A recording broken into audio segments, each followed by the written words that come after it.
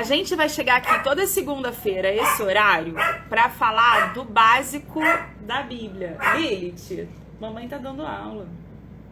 Obrigada. E aí, para falar do básico da Bíblia. Então, cuidado com as perguntas, porque a gente vai falar durante 6 meses do básico. Então, durante 6 meses, a gente vai ter assunto pra caramba. Então, segurem a ansiedade com perguntas fora do tema.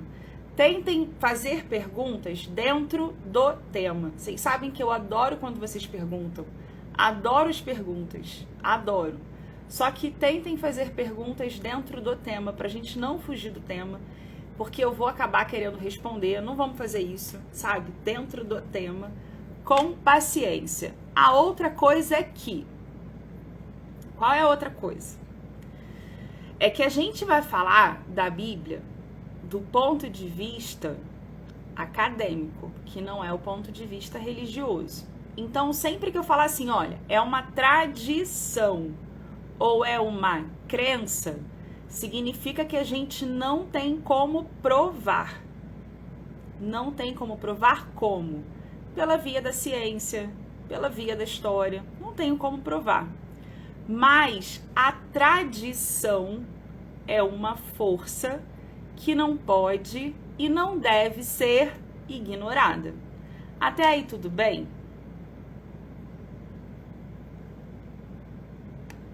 Tudo bem?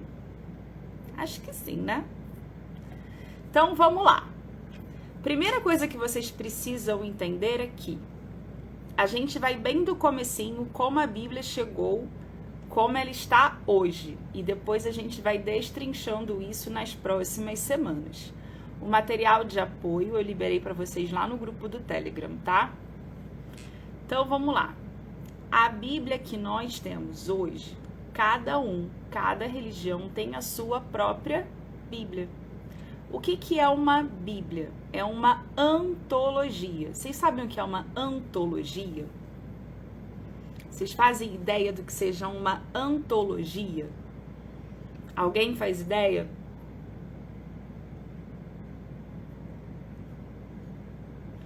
Uma antologia é uma seleção de textos que são reunidos em uma obra. Então, a Bíblia é uma coleção de textos considerados sagrados por um grupo. A Bíblia é uma coleção de textos considerados sagrados por um grupo em uma única obra, que nós chamamos de Bíblia Sagrada. E essa obra é uma obra fechada. O que isso significa? Que não existe nenhuma pretensão para discutir que livros vão entrar, que livros vão sair. É uma obra fechada. E cada segmento religioso tem a sua própria obra fechada. Então, os samaritanos têm uma obra fechada de 5 livros, basicamente. São 5 livros de samaritanos. Os judeus têm uma obra fechada de 24 livros. Os evangélicos têm uma obra fechada de... Vou ter que colar agora. Agora tá na hora de colar. 66 livros. O católico apostólico romano tem 73. E a igreja ortodoxa tem 78 livros. Outras igrejas do Oriente têm ainda mais livros que a igreja ortodoxa, que tem 78. Tem mais, quer ver, ó? Agora eu vou colar. A igreja, cadê? Tem a tradição copta, a tradição eslava e tem a tradição bizantina, que ainda tem mais capítulos do livro de Salmos, tem mais livros de Esdras e tem a oração de Manassés também. Então, cada segmento vai ter o seu próprio cânone, vai ter sua própria coleção de livros considerados sagrados. Até aí, tudo bem? Oi, Neuza. O livro de Enoque não. O livro de Enoque é considerado apócrifo. O livro que não faz parte desse cânone, mas está dentro do assunto, é chamado de livro apócrifo. São os apócrifos da Bíblia. Todo mundo entendeu que cada segmento religioso tem a sua própria coleção de textos considerados sagrados? A Bíblia protestante tem o Antigo Testamento do jeitinho dos judeus, que se chama Bíblia hebraica. Então, quando eu falar Bíblia hebraica, eu estou falando da Bíblia dos judeus, que só tem o Antigo Testamento. Mas embora a Bíblia evangélica tenha o Antigo Testamento igualzinho dos judeus, o número é diferente porque alguns livros que a igreja evangélica divide em dois, para o judeu é um livro único. Então não tem essa de 1 Samuel, 2 Samuel, 1 Reis, 2 Reis. Para o judeu é diretão. Não tem essa divisão, é uma obra única. Essa primeira parte foi: contem para mim se entenderam. Quantos livros tem? Esse tanto de livro que tem. Entenderam, né? Então, como que tudo começou? Como que a gente foi parar em 78 livros numa tradição católica? Como que a gente foi parar num lugar assim? Como que a gente foi parar nisso? Como que a gente chegou até aqui? Como que a gente chegou até aqui? Então, vamos lá desde o comecinho, antes de existir uma Bíblia como nós conhecemos hoje. Antes de existir uma Bíblia como nós conhecemos hoje, o que tinha? Tinham os escribas. Os escribas eram homens que sabiam ler e escrever, e isso não era para qualquer pessoa. Só os escribas sabiam ler e escrever, e eles aqui contavam o que estava escrito, porque as pessoas não... Vou repetir sempre isso. As pessoas não sabiam ler e escrever. Então, os escribas, além de serem os escritores, né? Além de colocar ali o texto ou no papiro ou no pergaminho. Papiro é um papel feito com vegetais, assim, sabe? É um papelzinho feito de vegetal e enrola. E o pergaminho, ele é feito de couro de animal. Então, os escribas, eles escreviam e eles também editavam esses livros. O que significa editar esses livros? Vamos supor que um judeu, um escriba judeu que morava no Egito, ele tinha ali alguns papiros que falavam de Jeremias disponíveis. Então, ele leu esses papiros, esses pergaminhos. Esses livros aqui, esses rolos aqui falam de Jeremias. Vou organizar isso. Como que ele organizava?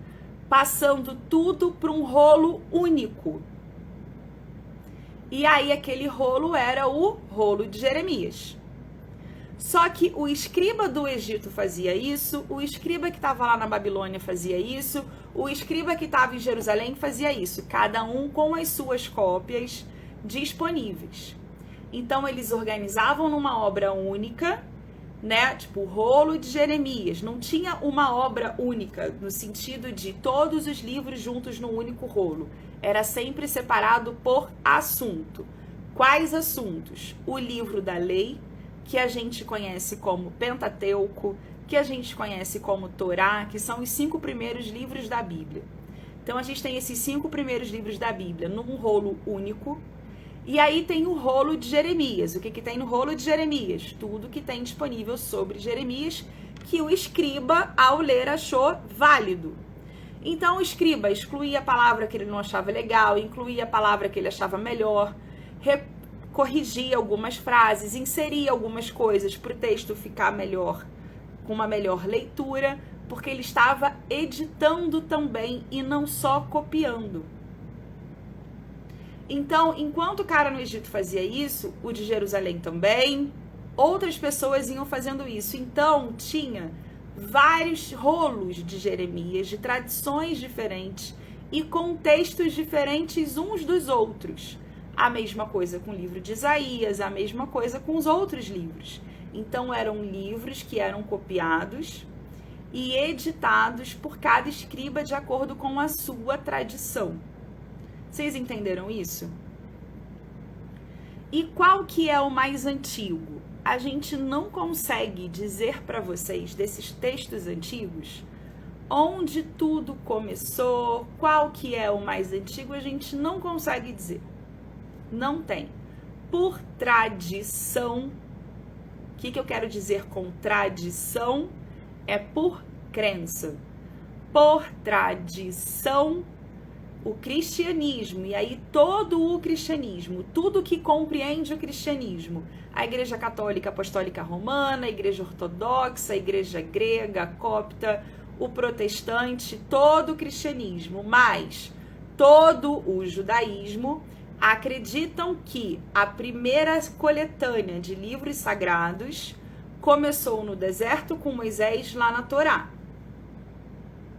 Para a academia, o que a gente tem mais próximo é toda a produção que surgiu durante o exílio da Babilônia. Até aí tudo bem? Então, esse é o período dos rolos. E o rolo ficava assim, ó. Deixa eu ver, eu sempre pego um papel doido aqui. Então, ficava assim, ó, tudo enrolado. E aí ia desenrolando, ia escrevendo, ia lendo e depois ia virando pro outro lado. Depois disso, ficava muito pesado, como um monte de gente falou aí. Ficava muito, muito, muito pesado para ficar um monte de rolo e carregando um monte de rolo para lá e para cá. E aí o ser humano começou a inventar o códice. O que era o códice? Esses papéis que eram enrolados, eles passaram a ser organizados de um jeito muito parecido com o livro que a gente tem hoje. Então eu tenho esse papel aqui escrito um texto de Isaías, depois eu coloco outro papel em cima, depois eu coloco outro papel em cima, depois outro papel em cima, e aí eu colo e eu tenho uma versão feita à mão, ainda à mão, só que preso de um jeito diferente. Isso a gente chama de códice. Então, quando eu falo de um códice, da Bíblia, eu estou falando desse período da Bíblia em que os livros já não estão mais em rolos, mas estão organizados e ainda assim escritos à mão. Sempre que está escrito à mão, quem está escrevendo acaba melhorando, mudando, tirando uma coisa ou outra do caminho. Vocês entenderam bem isso?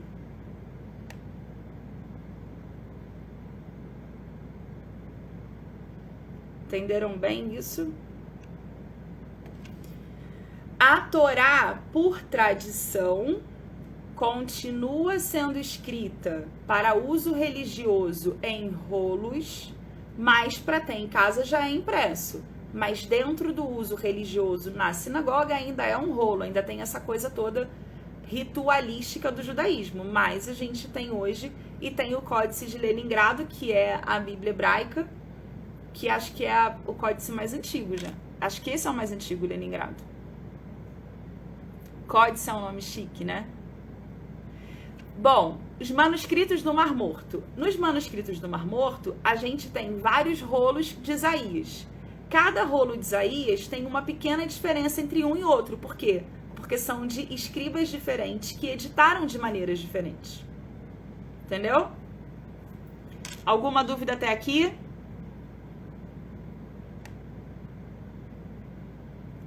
Enquanto vocês vão perguntando, vão me olhando, já que eu tô aqui nas minhas anotações para eu não me perder. Códice é mesmo um nome muito chique.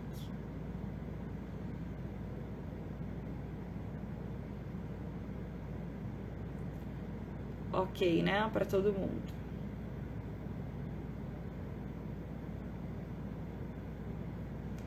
Nem tá difícil a aula. Podia estar mais difícil a aula, né? O que que acontece? Já podia deixar mais difícil. Vocês não tem pergunta? Tô aqui de levinho. Vou pegar mais pesado com vocês. Tô brincando.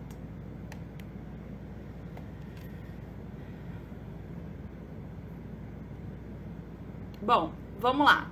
Então, a gente tem esses livros todos espalhados e cada tradição foi escolhendo quais livros eram sagrados ou não.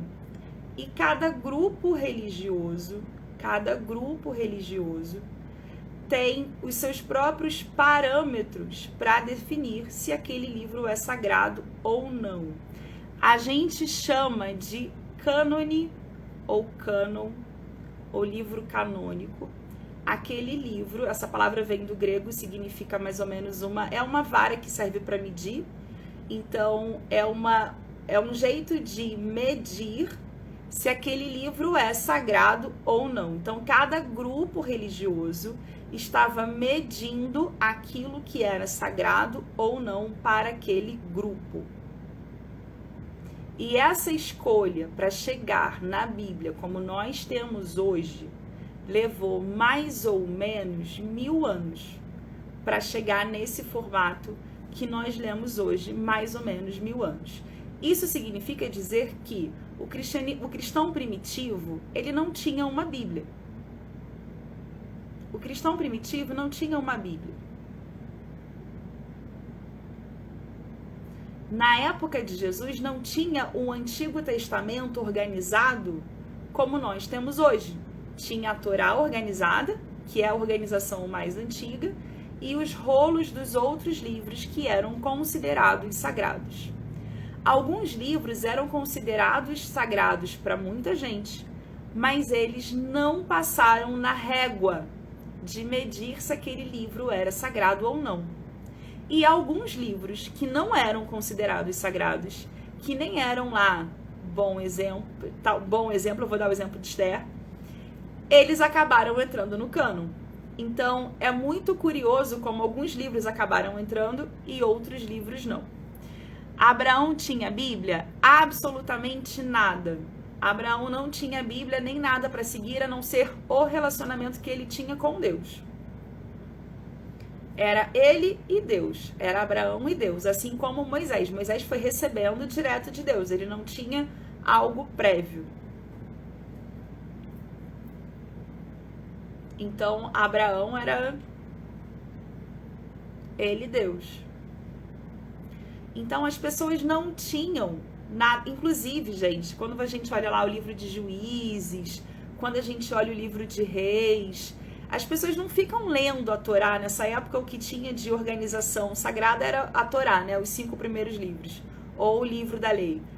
Não tinha alguém lendo toda hora. Tem solenidades, assim, que aparece alguém lendo, que aí leu o livro da lei e o povo se arrependeu porque viu que estava fazendo errado. Porque não era do dia a dia essa leitura de livro sagrado. Não era do dia a dia, não era assim. O cânon judaico foi formado com Esdras e Neemias, muita coisa foi organizada nesse período de retorno da Babilônia, mas o cânon judaico vem da tradição dos maçoretas. A gente vai falar mais disso na aula que vem, tá? Então, o livro de Esther, por exemplo. O livro de Esther não era um livro que naquela época todo mundo achava assim, uau, que livro incrível, Deus que inspirou esse livro. Porque o livro de Esther, ele dava mau exemplo, sabe? Porque é a história de uma menina judia que mudou de nome, abriu mão do seu nome judaico, que é uma coisa super importante para a tradição judaica, preservar o seu nome em hebraico. Então a menina, olha a história da Esther, é uma menina judia que muda de nome, que casa com um cara que não é da mesma cultura, que não é da mesma religião, ela casa com um goi, como chama no judaísmo, e ela fica lá na Pérsia, ela não volta para Jerusalém. Então, que exemplo que tá dando para as meninas de Jerusalém a história de Esther? O que elas aprendem com esse arquétipo, com essa história do feminino? Então, não era lá um livro que, nossa, uau, esse livro é um super bom exemplo para as meninas. Não era, mas ele acabou entrando no cânon. Outro livro que também a gente, quando olha ele no cânon, fala assim, nossa, como que colocaram esse livro no cânon? Por que acharam esse livro sagrado? É a história de Jonas. Porque Jonas, ele vai levar a mensagem para Nínive, capital da Assíria. E foi justamente a Assíria que detonou com 10 tribos de Israel. Então, quando a gente fala nas 10 tribos perdidas de Israel, as 10 tribos perdidas foram perdidos pelos assírios. E aí Jonas vai lá levar uma mensagem de redenção para a Síria. Vocês entendem? Agora, outros livros que eram considerados sagrados pelas pessoas, outros livros que eram considerados sagrados não entraram. Como, por exemplo, o livro de Enoque, que ele é citado até por Pedro, se eu não me engano. Tem um episódio que Pedro cita que está no livro de Enoque. E o livro de Enoque não está lá, não é considerado sagrado. Não entrou no cânon. O livro de Jó também é outro livro que ele dá um trabalhão danado para explicar, dá um trabalhão danado na narrativa teológica, né? Dá um trabalhão danado, porque Jó tá sofrendo pelo quê? Mas ele também entrou.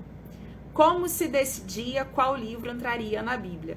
Cada grupo, e aí a gente vai falando mais pra frente, cada grupo tinha o seu próprio jeito de decidir se um livro era considerado sagrado ou não. Para o grupo judaico, por exemplo, o que era muito importante? Que o livro fosse escrito em hebraico, que é a língua sagrada. Então, se o hebraico é a língua sagrada, se o livro foi escrito em grego, ele não pode ser considerado sagrado. E o livro de Macabeus, por exemplo, é um livro que foi escrito em grego. Então, o livro de Macabeus acabou entrando no cânon católico. Os judeus não colocaram o livro de Macabeus no cânon, mas comemoram a festa, até hoje, a festa que é contada no livro de Macabeus, que é a festa de Hanukkah, que acontece em dezembro, sempre perto do Natal. É Judas que cita Enoque. Obrigada. Obrigada. Então, Paulo escrevia em grego. Não, Paulo escrevia no idioma daquela comunidade que recebia a carta dele. Mas Paulo, quando escreveu as cartas, Paulo não estava imaginando que as cartas dele entrariam numa coleção de textos. Porque o que a gente tem, por exemplo, do Novo Testamento, que dá para entender muita coisa da igreja, que dá para entender todo o início dos ritos da igreja, que todo mundo leva em consideração como documento histórico do início do cristianismo, mas que não entrou como livro sagrado, que é o Didaquê, a instrução dos 12.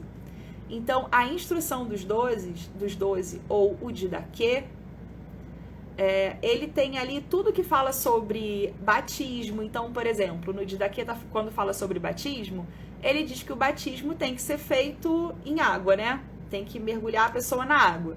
Mas ele fala assim, e se você estiver no deserto e não tiver como mergulhar a pessoa, o que você vai fazer? Você vai espirrar água na cara dela e foi, entendeu? Batizou. Não vai deixar de batizar por isso, porque o importante é o movimento da conversão. Não tem que ter um rio, não tem que esperar achar um poço d'água, não tem que esperar achar uma piscina para batizar. Tem água aqui no copo, joga água na cara, batizou e foi, a pessoa está convertida. Então, o Didaquê, ele vai resolvendo uma série de problemas, uma série de questões, e quando você vai lendo, você vai entendendo, então o nascimento desses ritos do cristianismo começaram aqui. E é um documento do século II, se eu não me engano. Deixa eu colar aqui. Deixa eu dar uma colada aqui rápida, enquanto vocês colocam mais perguntas, que vocês estão animados, hein? Gosta sim. Então, Didaquê, por exemplo, podia ter entrado, né? Podemos pensar que devido a essa política humana do que entra ou que não entra, deixamos de conhecer um pouco mais sobre o eterno? Depende muito da sua relação com essas pessoas, na verdade. Deixa eu ver a data.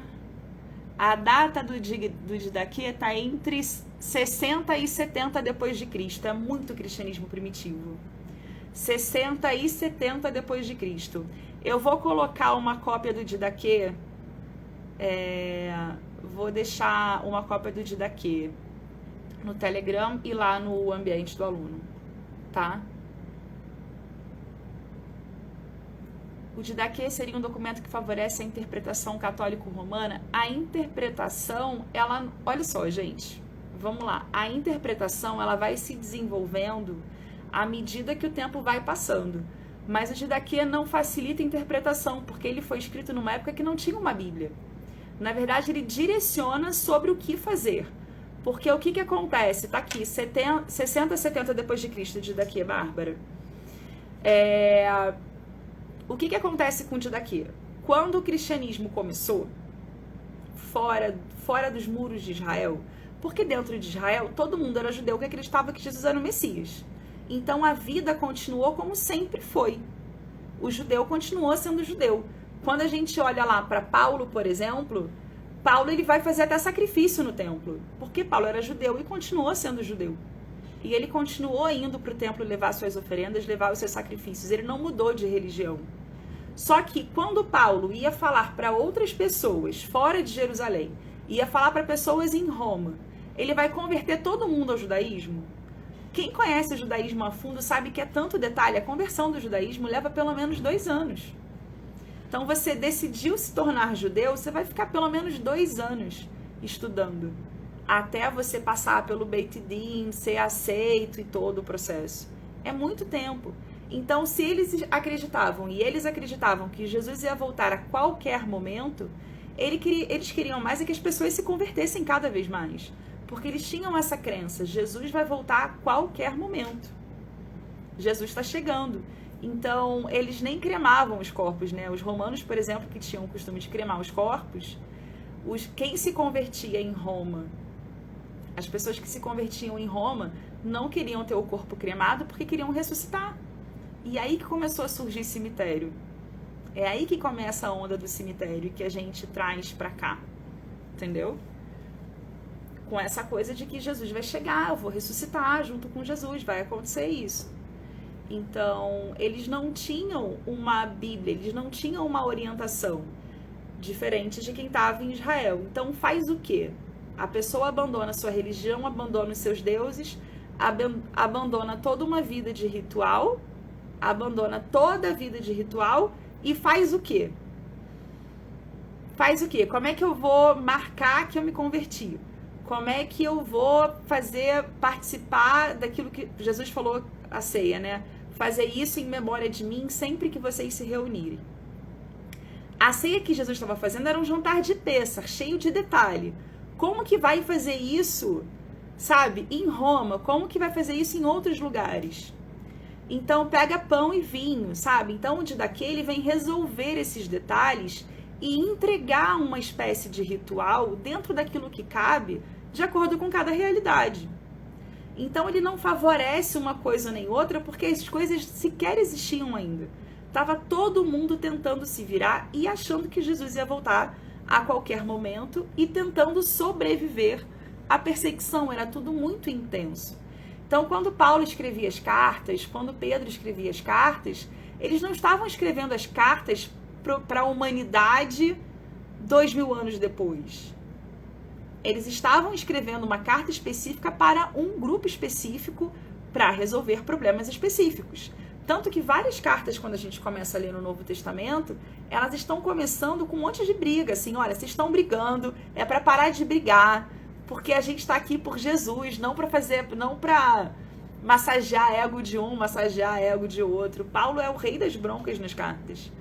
Sempre direcionado, ele não estava escrevendo para a humanidade. Se Paulo sentasse para escrever uma carta, é para todo mundo, é um geralzão, ele ia escrever tudo bem diferente, com certeza. Mas ele não tinha essa noção. Assim como os autores de cada livro que está lá dentro da Bíblia não tinham essa noção, que ia ser tudo compilado para a gente ler aqui hoje. E aí todo mundo pergunta assim para mim, e aí, essa mão humana aí? E essas escolhas aí? E aí, foi Deus que fez isso ou não? Com tanta gente metendo a mão nesses textos bíblicos, tem Deus nisso? O que vocês acham?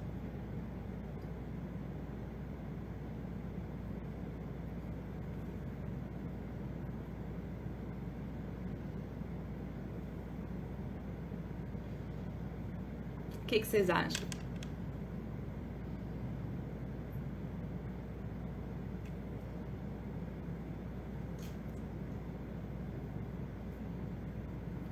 Vocês não vão arriscar, né?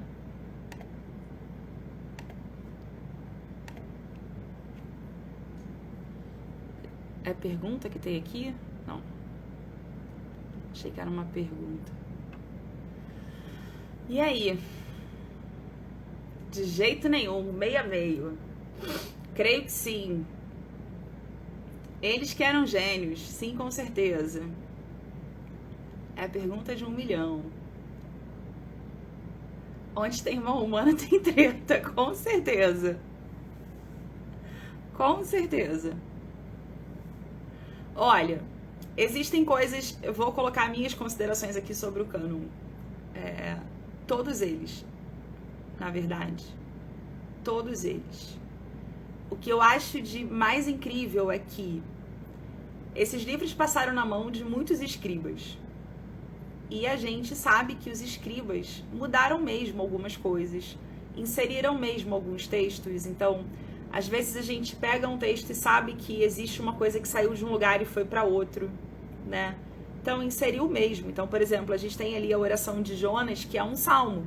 Esse salmo, quando a gente olha o texto, fala, olha, isso aqui possivelmente é alguma coisa que alguém colocou aqui para essa história fazer mais sentido, sabe? Porque tava sem sentido, tava faltando alguma coisa aqui, aí veio um escriba e inseriu aqui um salmo para ficar como a oração de Jonas. Então a gente sabe, quando a gente pega o livro de Isaías, por exemplo, o livro de Isaías tem muitos textos, né? Tem pelo menos 7 redações que são bem diferentes uma das outras. Então tem gente que vai defender que o jeito de escrever muda ao longo da vida, tem linguista que vai defender que não, é inserção mesmo, porque a gente sabe que os escribas faziam isso. Mas apesar de tanta interferência humana, aquilo que chegou na nossa mão hoje, seja a Torá Samaritana, que são apenas os 5 primeiros livros da Bíblia, seja a Bíblia hebraica, que é só o Antigo Testamento, que é mais compatível com a Igreja Evangélica, seja a Bíblia Católica com todos os livros que não entraram no cânon judaico e não entraram no cânon protestante. Esses livros não passaram pano para ninguém nas histórias bíblicas e continua sendo uma história de gente humana fazendo bobagem. Não é uma história, não são livros que são de super-heróis, sabe? Não tem super-heróis ali, tá todo mundo errando. Existem coisas que você começa a se questionar, do tipo assim, mas Deus fez isso mesmo? Não é possível. A gente meio que discute, né? Deus fez isso quando a gente pega a história de Caim e Abel. Se Deus sabia que Caim ia matar Abel, por que Deus não protegeu Abel? Por que Deus não foi lá e falou, Abel, meu bem, o seu irmão tá chateado, é melhor você fugir que ele vai te matar. Deus não fez isso com Abel. Deus foi lá conversar com Caim, porque Caim que estava triste. Caim que estava lá lidando com os seus monstros. E aí Deus foi lá, conversou com Caim, não adiantou, Caim matou Abel. E aí Deus vai lá de novo, falar com Caim, fala, olha, você vai ter que agora lidar com isso. E aí Caim fala para Deus assim, mas eu tô com medo, as pessoas vão querer me matar. Tá bom, ninguém vai te matar. Por que Deus não protegeu Abel? Que história é essa que a Bíblia está nos contando? Por que foi assim que deixaram rolar? Por quê? O livro de Jó, por exemplo, por que Jó está sofrendo tanto? O que Jó fez para merecer isso? Deus estava lá no céu, no seu trono, aí chega Satanás, fica implicando com Jó, aí Deus fala, tá bom, só não toca nele, mas deixa eu matar os filhos, deixa eu matar, sabe, os animais, deixa o cara ficar todo doente. A troco de quê? Jó aprendeu o que com isso? Jó levou o que para casa? E quando as pessoas falam assim, não, mas Deus restituiu Jó em dobro. Gente, se substitui filho por acaso? Não substitui filho, gente. Filho é filho. Então, por que essa história está ali? Por que as pessoas estão ali fazendo as coisas? Por que isso está ali? Então, a vida real ali, as pessoas reais ali, isso eu acho divino, ter passado por tantos grupos religiosos. Então, quando as pessoas falam assim pra mim, Ah, mas modificaram muito a Bíblia, mexeram muito na Bíblia, e fizeram isso, e fizeram aquilo. São pessoas que nunca leram a Bíblia de verdade. São pessoas que nunca abriram a Bíblia para ler. Porque se abrir a Bíblia para ler, vai falar assim, como que um grupo religioso deixou essa história entrar aqui? Não tem como. Por que que justamente o povo que foi aniquilado, massacrado pelos assírios, colocou uma história de redenção justamente sobre os assírios? E assim, bastou o rei se arrepender e eles foram salvos. E por que que Deus se importa tanto com a Síria? Os assírios não são pagãos? Eles não têm outros deuses? E Deus foi levantar um profeta para ir lá falar com eles? Sabe? Vocês entendem? Então, quando a gente pega a Bíblia para ler mesmo, fala assim, cara, como que isso aqui passou por um grupo religioso? Então, cuidado quando vocês falarem de manipulação religiosa da Bíblia. Porque a Bíblia não tem manipulação religiosa. O que tem de manipulação religiosa, e aí sim eu posso concordar com vocês, são de interpretações e de pensamentos que surgiram basicamente na Idade Média e que não estão na Bíblia. Maria Madalena é o grande exemplo disso. Em nenhum lugar da Bíblia ela é chamada de prostituta, ela é chamada de adúltera, em nenhum lugar da Bíblia. E toda vez que a gente fala em Maria Madalena, já pensam logo na prostituta, já sexualizam a Maria Madalena. Ela não pode ser uma senhorinha que foi curada.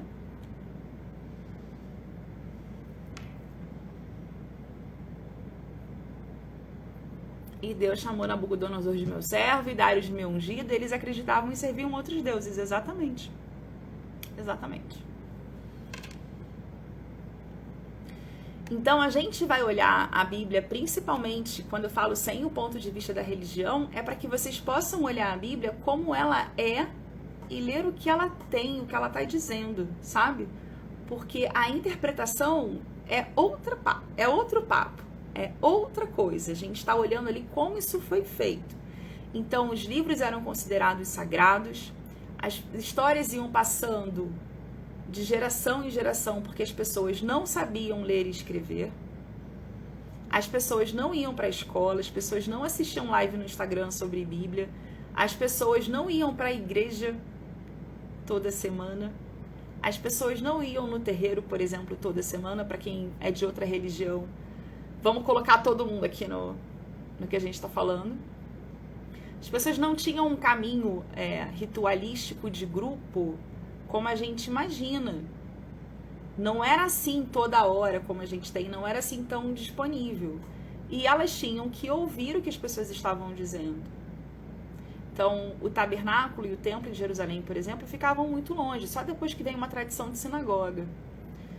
A live vai ficar gravada. Essa vai ficar aqui, a partir da próxima segunda-feira, só por 24 horas, e depois vai lá para a plataforma dos alunos. Tá bom? Alguma dúvida? Alguma dúvida da nossa primeira... A gente vai passar 6 meses assim, hein? Quero só ver se vocês vão ficar comigo 6 meses. Na época de Paulo, eles não se reuniam como uma igreja como a gente imagina hoje, que era um templo. Eles se escondiam em casas ou nos cemitérios. Nas catacumbas. Porque eles eram perseguidos. Então, eles juntavam na casa de alguém, aquele grupo se reunia nas casas, era sempre em casas, escondido, ou nas catacumbas, que eram subterrâneas. Então, quando a gente fala da catacumbas de Priscila, por exemplo, lá em Roma, então as pessoas estavam ali, enroladas, mortas, nas prateleiras, eu não lembro o nome, e as pessoas ali reunidas, fazendo culto, junto das pessoas mortas, porque estavam esperando ansiosamente Jesus voltar. Nem era fechado, era tudo aberto, porque era só levantar e sair se Jesus voltasse. Então eles tinham essa ânsia da volta de Jesus, eles acreditavam que Jesus ia voltar a qualquer momento. Vou falar da Septuaginta, a gente também vai ter umas aulas aqui, eu já vou preparando vocês sobre gênero literário, porque muita gente lê poesia como se fosse literal, né? Então a gente vai falar sobre os gêneros literários dentro da Bíblia para vocês entenderem como ler cada sequência do jeitinho certo, tá? O livro, deixa eu ver aqui, o livro As Catacumbas de Roma é um livro ótimo, maravilhoso, já indiquei esse livro um monte. É um livro pequenininho, que vocês leem numa tacada, é baratinho, que conta para quem se interessar sobre esses cultos que aconteciam nas catacumbas e como eles viam essa volta de Jesus, que para eles era urgente e ia acontecer logo, sabe? E tudo que eles escreviam, né, também, os textos daquela época são muito, muito incríveis. Olhar como era o cristão da época. Eu vou ver se eu acho um trechinho de uma dessas coisas escritas na catacumba para vocês olharem. Eles não tinham a interpretação de arrebatamento. Esse cristão acreditava que Jesus ia voltar e os mortos iam levantar e sair andando como ele fez. Como aconteceu com ele. Então, a crença na ressurreição dos mortos era exatamente como aconteceu com Jesus. Eles acreditavam piamente nisso. E não tinham uma Bíblia. Eles não liam a história do Antigo Testamento. O que eles tinham era a instrução dos 12. O que eles tinham era a instrução dos 12 e as cartas que eles recebiam. Então, como que essas cartas são selecionadas? O cânon cristão, muita gente fala que o cânon cristão ficou pronto no Concílio de Nicéia, mas não tem nenhuma prova disso. Muitas coisas do cristianismo foram decididas no Concílio de Nicéia. Tem um filme chinês parecendo com esses cultos. Não conheço, depois você me fala que eu vou querer ver. O Concílio de Nicéia decidiu muitas coisas, mas não um cânon cristão. Ele foi sendo pronto ao longo do tempo. À medida que os livros foram sendo traduzidos, entendidos e que tinha ali ensinamentos que condiziam com todo o ensinamento nesse momento já católico, né? E aí, quando a gente tem a Reforma Protestante, Lutero, ele decide que é melhor ficar com o Antigo Testamento como os judeus. E aí ele abre mão de 7 livros que são considerados canônicos pela Igreja Romana. Então, uma mudança que ele faz,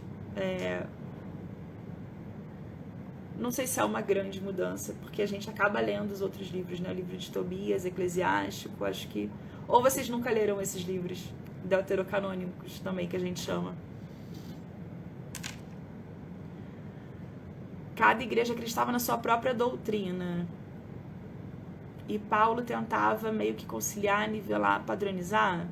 Cada um acreditava na sua própria doutrina. Existiam muitas doutrinas cristãs na época.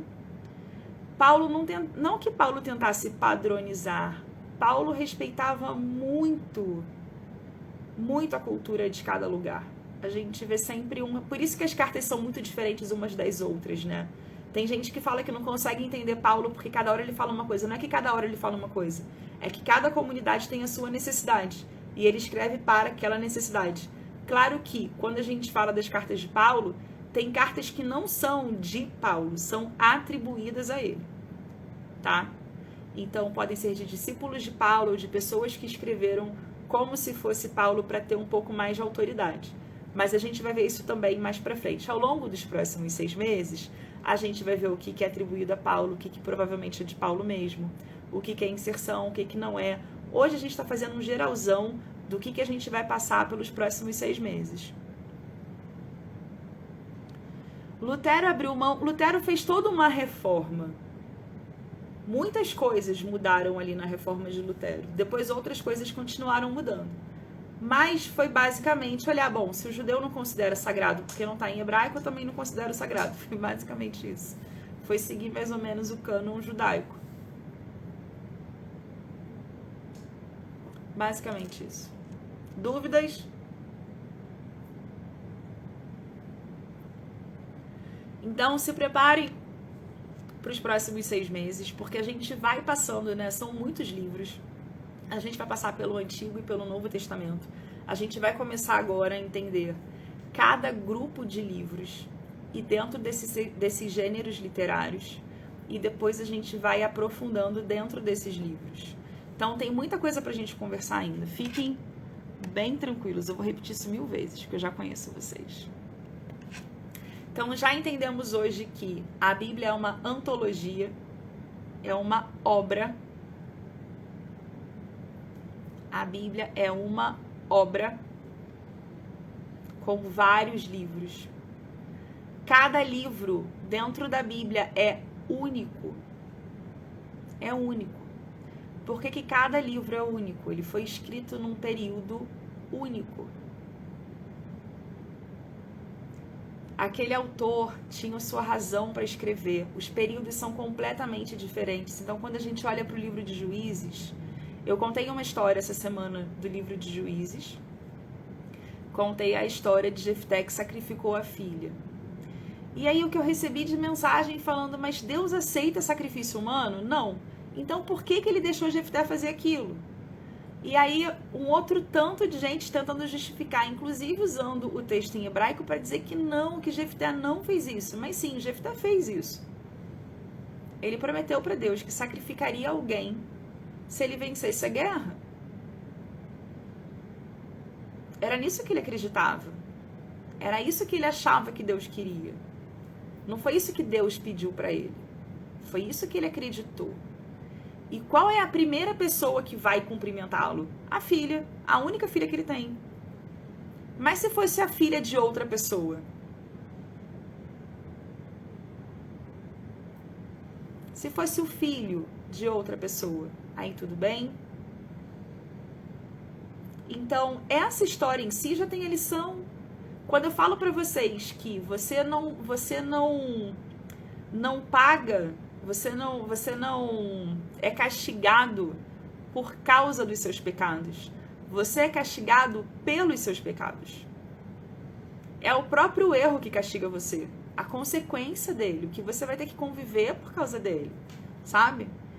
E esse livro de Juízes, ele tá mostrando o que aconteceu quando o povo de Israel não fez o que tinha que ser feito lá em Josué, que é o que a gente está estudando agora às quartas-feiras. Então, o que tinha que ser feito? Eles fizeram? Não. Não fizeram. E os outros povos foram tentar reconquistar o lugar. E eles estavam ali, ó, tentando se entender com outras culturas, aprendendo com outras culturas, abrindo mão daquilo que precisava. Se Jefté fosse um cara completamente alinhado com aquilo que ele aprendeu, com a Torá, ele nunca ia oferecer um ser humano em sacrifício. Que nem sacrifício de animal Deus queria. Depois a gente vai aprender lá nos profetas que Deus fala, eu não quero sacrifício, eu quero mudança de comportamento. Eu falo mudança de comportamento porque arrependimento em hebraico tem esse sentido, né? Não é você ficar chorando, não é você ficar assim, eu fiz uma bobagem e depois faz de novo. É você mudar de comportamento. Então, lá nos profetas a gente vai ver isso. Eu não quero sacrifício, eu quero mudança de comportamento. Entenderam? Então, essa seleção de livros que traz o humano pra gente aprender, traz o humano principalmente, e aí me pediram no questionário, eu deixei um questionário, né? Eu deixei um questionário para vocês colocarem para mim a trajetória religiosa de vocês, qual a expectativa de vocês com essa aula. E aí teve alguém que escreveu assim para mim, de verdade, Marcela, escreveu assim para mim, eu espero realmente com essas aulas descobrir o amor de Deus por mim. E nada mais mostra o amor de Deus pela humanidade que esses erros e Deus continuar ali. Porque ninguém é abandonado. Caim não foi abandonado, Adão e Eva não foram abandonados, sabe?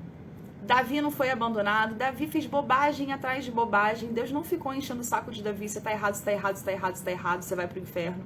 Nada disso, as pessoas foram vivendo a vida e Deus continuava presente, sabe? Diferente dos outros povos. E aí, uma coisa que eu sempre falo é que a Bíblia ela é muito revolucionária para sua época, porque na época o ser humano era nada.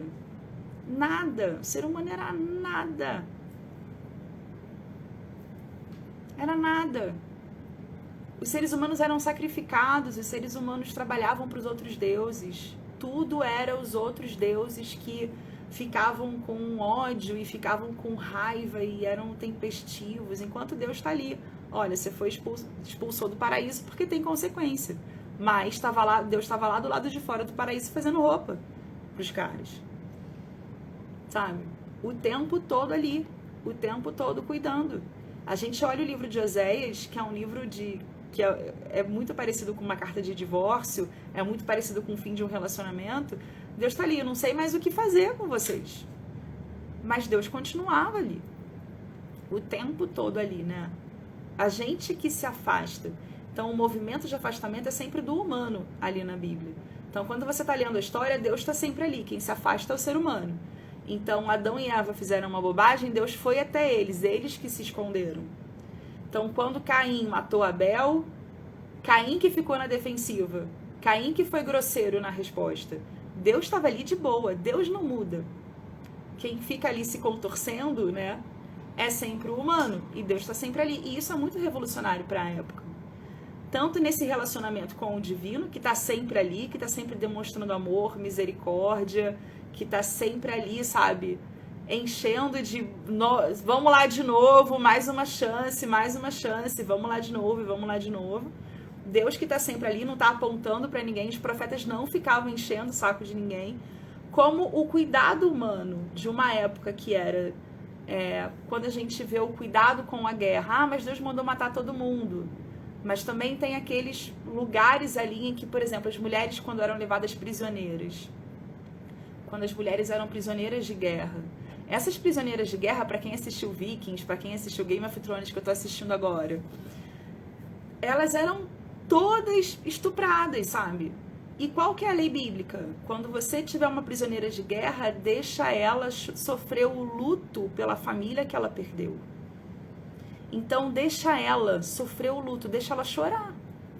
E depois que passar o luto dela, se você gostar dela, você pode se casar com ela, não estuprá-la. Então, enquanto nos outros povos o estupro acontecia desse jeito, na Bíblia, cada vez que acontece o estupro, ele é tratado como uma grande tragédia. Como uma grande tragédia. Uma tribo inteira foi expulsa por muitos anos de Israel, porque uma mulher foi estuprada. Porque para todo o povo, o que eles viram? O que a Bíblia viu ali?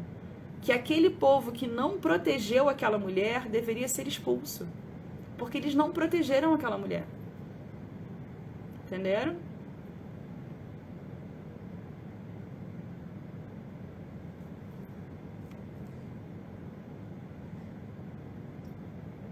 Deus está sempre andando a segunda milha com a humanidade. Bem por aí. Então, gente, começamos essa jornada de 6 meses, às segundas-feiras, às 9 horas da noite. Essa live, que é a primeira, vai ficar aí para vocês assistirem de novo. As próximas vão para a plataforma depois de 24 horas. Então, o nosso combinado é o seguinte. Qual que é o nosso combinado? Durante 6 meses, segunda-feira, 9 da noite, eu vou estar aqui. Se cair a internet ou ficar doente, alguma coisa do tipo acontecer, a gente vai ter uma reposição, que pode ser na terça, pode ser na quarta, mas a gente não vai ficar sem o tema. Vai ter reposição. Mas estamos aqui, segunda-feira, às 9 horas da noite. Como essa é a primeira live, ela vai ficar aí para vocês. A próxima segunda-feira e as outras segundas, a gente vai ter a live às 9 da noite. E eu vou deixar a live salva por 24 horas. Porque se você perdeu a internet, faltou luz, ficou doente, trabalhou até tarde, os filhos estavam fazendo muita bagunça, você tem até o dia seguinte para assistir. 24 horas. Depois ela vai para a plataforma dos alunos. Então, se você quiser entrar na plataforma, você pode ficar só com essa de volta para base. Você pode ficar só com o de volta para base e o acesso é por 6 meses, tá? E aí você pode ficar olhando a gravação, olhando. Pode ser que eu acabe deixando 1 ano, porque a Natália já falou comigo para deixar 1 ano. Então, vocês têm lá acesso à gravação e aos materiais, tá? Então tem e-book, tem artigo, tem site, vai ter vídeo de apoio, né? Outros vídeos selecionados de apoio. Então vai ter toda uma estrutura lá dentro para quem quiser ir se aprofundando nessa base, mas para quem não pode, não consegue, tenha esse compromisso de segunda-feira estar aqui comigo ao vivo. Separem um caderno, ter caderno é importante. Façam bastante perguntas, gente, mas sempre dentro do tema, para a gente não se perder. Vamos seguindo essa linha para ir se aprofundando e resolver essa base bíblica e acabar com essas coisas confusas sobre a Bíblia que a gente tem, tá bom? Super beijo para vocês, uma excelente semana e até semana que vem.